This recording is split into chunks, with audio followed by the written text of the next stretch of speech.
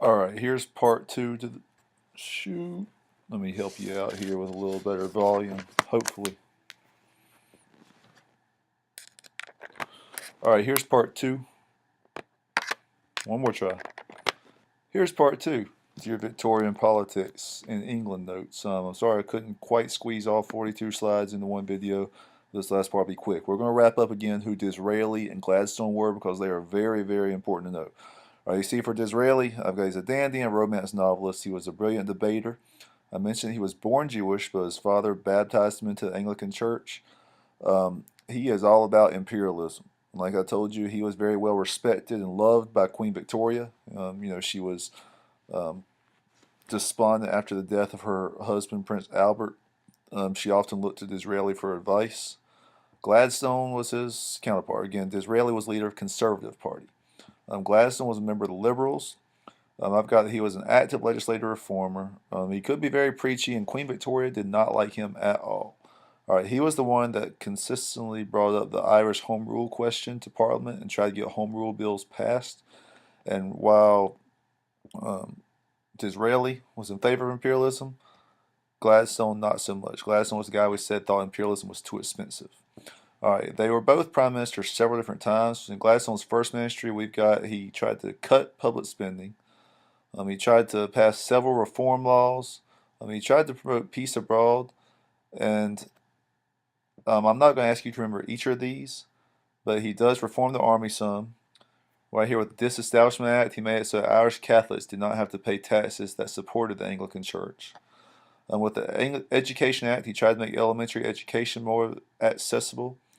Um, the Irish Land Act tried to make it so that Protestant landowners couldn't evict Irish Catholic tenants without compensation. And actually, it would say that if they could pay 1 year in back rent, they could stay on their land.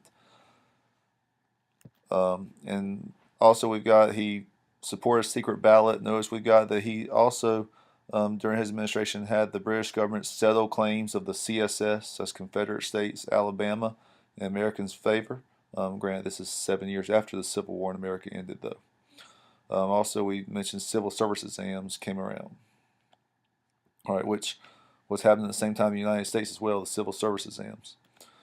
All right, during Disraeli's second ministry, we've got the Public Health Act was passed, which again I said Edwin Chadwick was tied with that, the health reformer who was shown in your Manchester DBQ.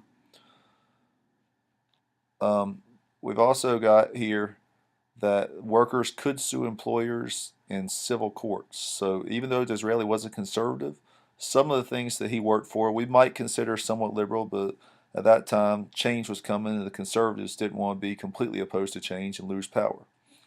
During Gladstone's second ministry, that's when we have the 1884 bill that gave the right to vote to agricultural laborers. Um, they started to redistribute seats in Parliament.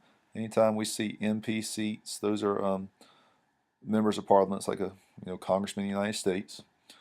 We've got here during Gladstone's last ministries and his third and fourth one, he introduced Irish Home Rule bills, which were defeated. But again, notice here that I said this did not offer Irish independence, just more autonomy. I've also got one slide here in which I wanted you to know who Emmeline Pankhurst is. We'll come back to her, but she's a very outspoken women's rights advocate in Great Britain. Um, she would get nasty. She would spit in the face of cops, whatever it took to get her point across. And if you look at some of the things that she was pushing for with her Women's Party, equal pay for women, equal marriage and divorce laws, equal rights and opportunities in public service, a national system of maternity benefits in England. Couple of interesting things that I didn't get to in the first section of notes about Queen Victoria.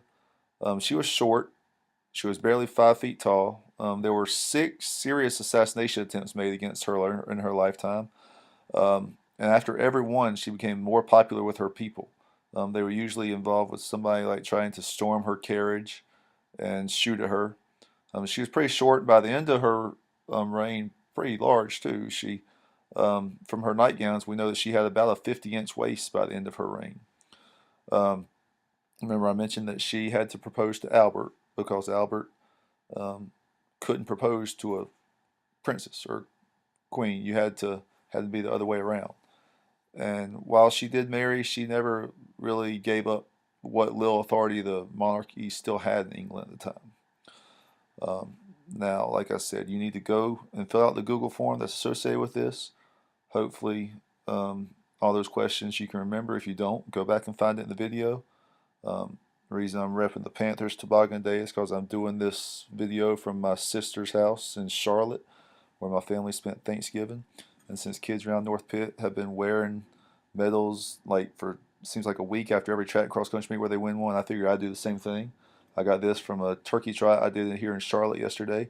Ran 20:29 for 5K. Was not too shabby considering I haven't been running like I should. Um, so that's what this green thing hanging around my neck's been. All right, enjoy the rest of your break and make sure you finish those Edmodo questions about chapter 25 as well. I will see y'all Monday.